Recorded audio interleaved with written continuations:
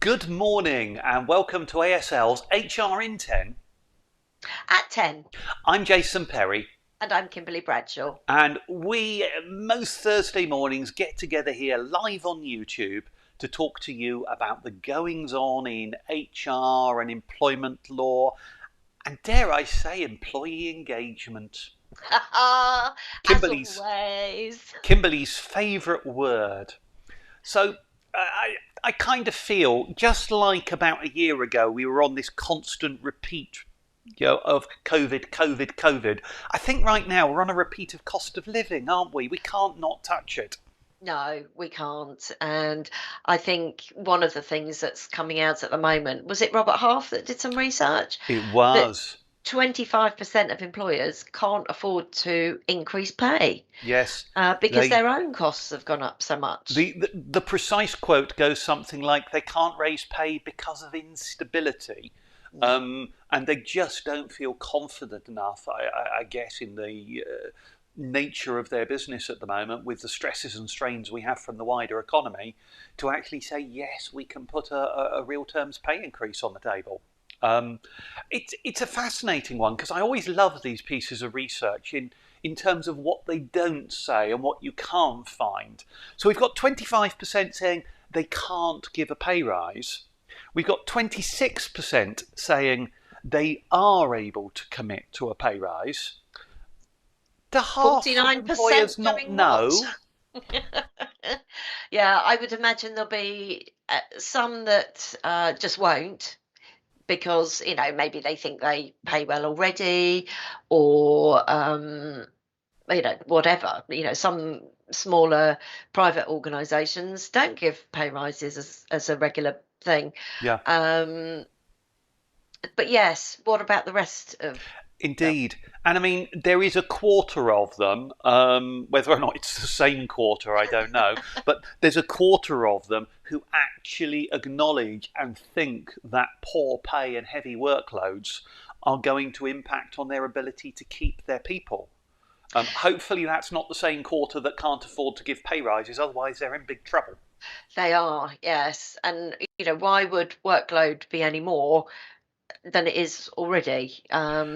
Well, I guess that could be down to the stresses and strains of what we're in Yeah, a almost a vicious circle, aren't we? Of utility bills go up, the problems of the global supply chain. We have people unable to deliver usual volumes, and therefore they're not as profitable. If somebody then leaves, and they can't replace them because they're no longer an attractive employer, that puts strain on the workforce, and lo and yeah. behold, you're making less money and can't pay. It really is a very, very difficult time for those that haven't built in some kind of a buffer zone into their business structure, isn't it?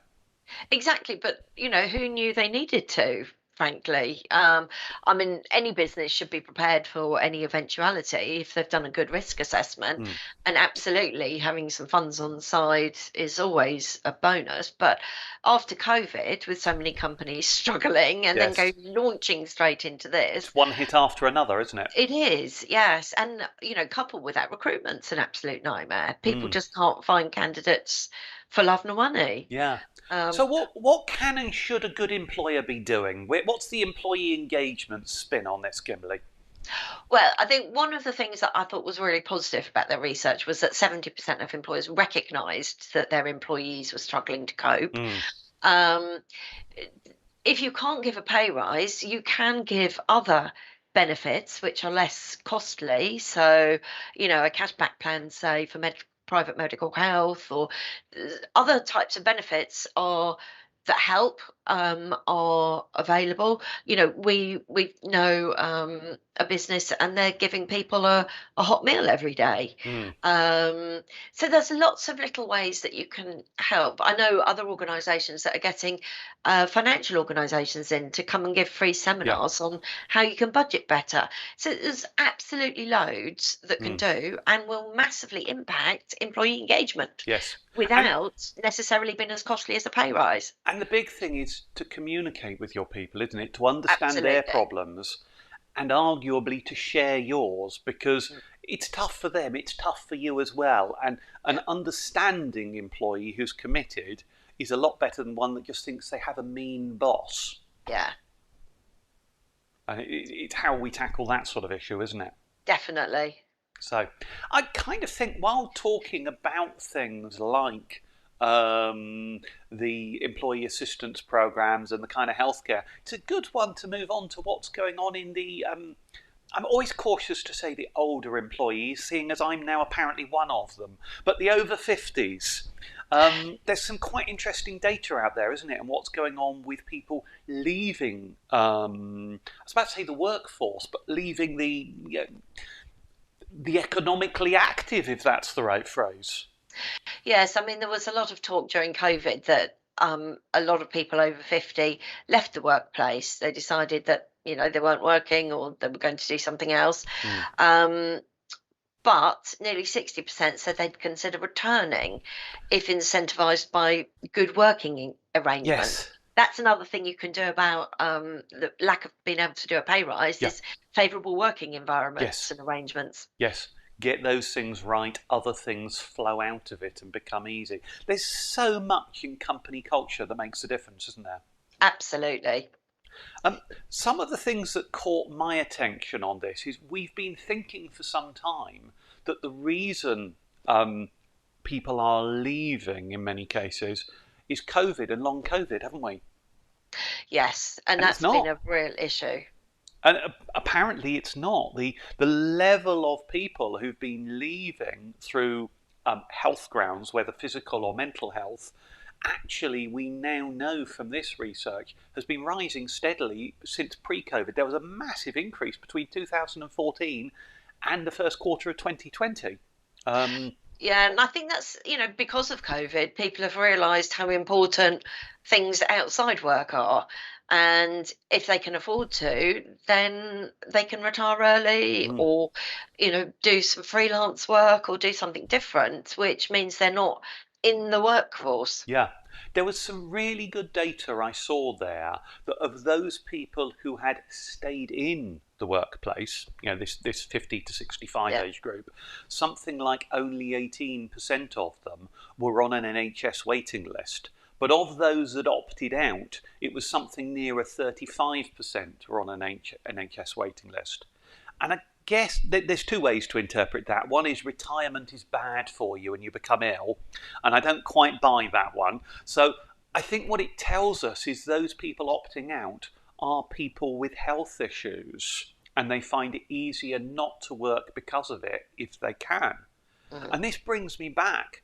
Those kind of cash plans, those kind of private health benefits you can do for such a small sum of money can massively help with your retention with this skilled age group at the moment, can't it? It can. And actually, Jason, I'm going to disagree with you on Oh, go something, on then. which I think might be a world's first. With retirement, it can be bad for you. Mm. I'm a trained retirement coach, and when you retire, you lose your sense of purpose if you don't actually do something instead of work.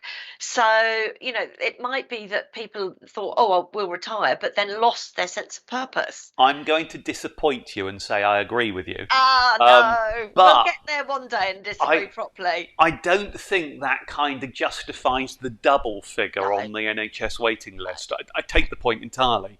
But Yeah. that difference in the waiting list, I think, tells us something about why people are leaving.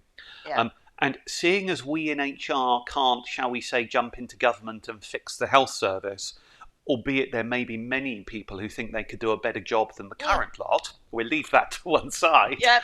Um, I think the reality is there are things we can do, and simple things like giving access to a GP, which you can do from as little as £1 or two a week, of Yeah. actually giving a telephone and a video GP service to your people, costs, I'm going to say pennies. I mean, okay, it's pounds, but in the context of your wage bill, it's such a tiny sum. Yeah. But the feel good factor you get for that is huge.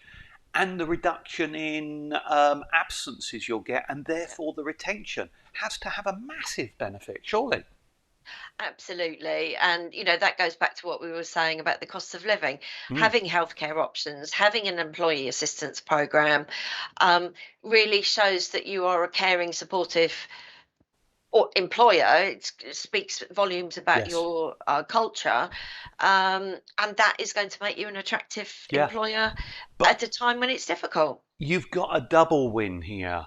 A, it helps you look like the employer of choice, is the phrase I like to use, Yeah, that caring, thoughtful, understanding employer. But B, it reduces absence and improves retention because your people aren't at the doctors or you know, too unwell to work for a long term because you speed up the whole process. yeah. It's a double win, isn't it?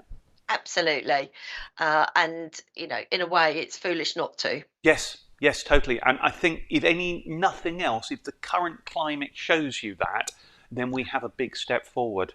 But we in HR in 10 are kind of out of time. But there we go for the hot tip of the day is get access to private health, even if just that GP service for your staff will make a huge difference. But we're out of Exactly. time. As always, Jason, we could talk for days, you and We I. could. We could. But for now, we're done for the day. We will see you same time next week. Thank you very much for watching. Goodbye. See you soon. Bye bye.